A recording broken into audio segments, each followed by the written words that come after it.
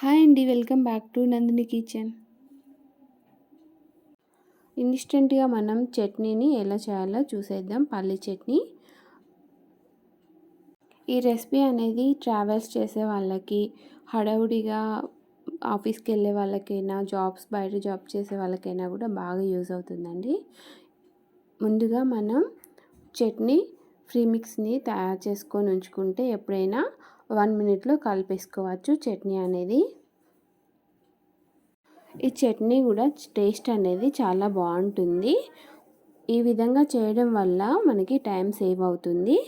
అలానే స్టవ్ మీద కళాయి పెట్టేసుకొని ఒక 5-6 ఎండుమిర్చి వరకు సకానికి తుంపుకొని అందులోకి వేసేసుకొని ఒక 1 మినిట్ వరకు మంచిగా అటు ఇటు కలుపుకుంటూ ఫ్రై చేసుకోవాలి. మంట లో ఫ్లేమ్లో పెట్టుకొని చేసుకోవాలి, లేకపోతే మాడిపోతుంది. మంచిగా ఫ్రై అయిన తర్వాత పక్కన పెట్టేసుకొని అలానే ఒక అరకప్పు వరకు పల్లీలను తీసుకొని అదే కళాయిలో వేసేసుకొని మంట లో ఫ్లేమ్లో పెట్టేసుకొని మంచిగా రోస్ట్ అయ్యేంత వరకు ఫ్రై చేసుకోవాలి. పల్లీలు అనేవి లోపల దాకా ఫ్రై అయ్యేంత వరకు కలుపుకుంటూ ఫ్రై చేసుకోవాలి. మంచిగా ఇవి బ్రౌన్ కలర్లోకి వచ్చిన తర్వాత పల్లీలని తీసి పక్కన పెట్టేసుకోవచ్చు. కొత్తగా చూసేవాళ్ళు తప్పకుండా మా వీడియోకి ఒక లైక్ని ఇవ్వండి, మర్చిపోవద్దు. మీరు లైక్ ఇవ్వడం వల్ల నా వీడియోస్ ఇంకో కొంతమందికి రీచ్ అవుతాయి.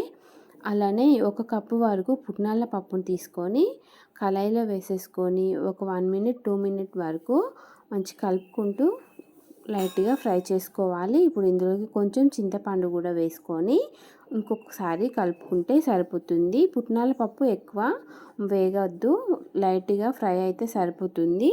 ఇలా ఫ్రై చేసుకున్న పుట్నాల పప్పుని సైడ్కి తీసేసుకొని గిన్నెలోకి వేసేసుకోవడమే. ఇప్పుడు ఈ పప్పు మొత్తం చల్లారేంత వరకు ఫ్యాన్ కింద పెట్టేసుకొని ఒక 10 మినిట్స్ వరకు చల్లారనివ్వాలి.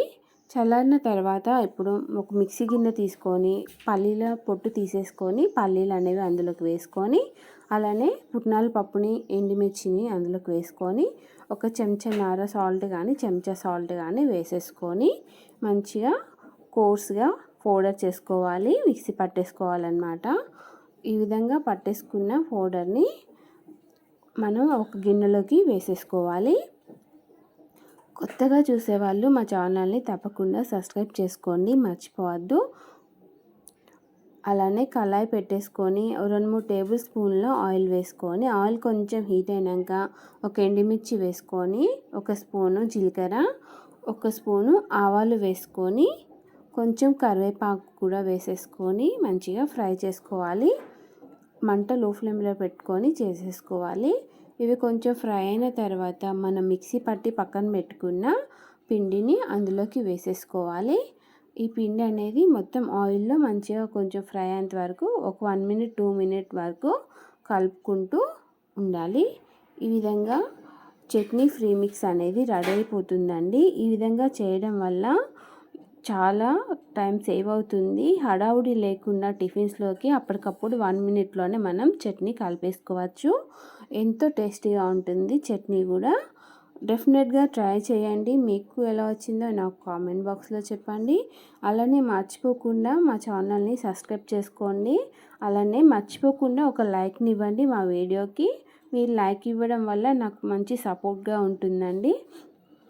మనం మిక్సీ పట్టేసుకున్న చట్నీ మిక్స్ని అందులోకి ఒక అరకప్పు వరకు లేదా పావు కప్పు వరకు మనకి ఎంత కావాలో అంత వేసేసుకొని హాట్ వాటర్ అనేది యాడ్ చేసుకొని ఈ విధంగా కలుపుకుంటే సరిపోతుంది.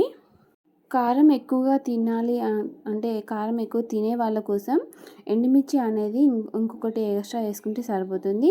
తక్కువగా తినే వాళ్ళకి కొంచెం తక్కువగా వేసుకుంటే సరిపోతుంది. ఈ విధంగా కలుపుకోవడం వల్ల చట్నీ అనేది రెడీ అయిపోతుంది. మనం ఇన్స్టెంట్గా పీనట్ చట్నీ ఎలా చేయాలో చూసేసాం కదా అండి. నెక్స్ట్ కోకోనట్ చట్నీ ఎలా చేయాలో చూపిస్తాను. మర్చిపోకుండా ఒక లైక్ని ఇవ్వండి, మర్చిపోవద్దు. అలానే థ్యాంక్ యూ ఫర్ వాచింగ్.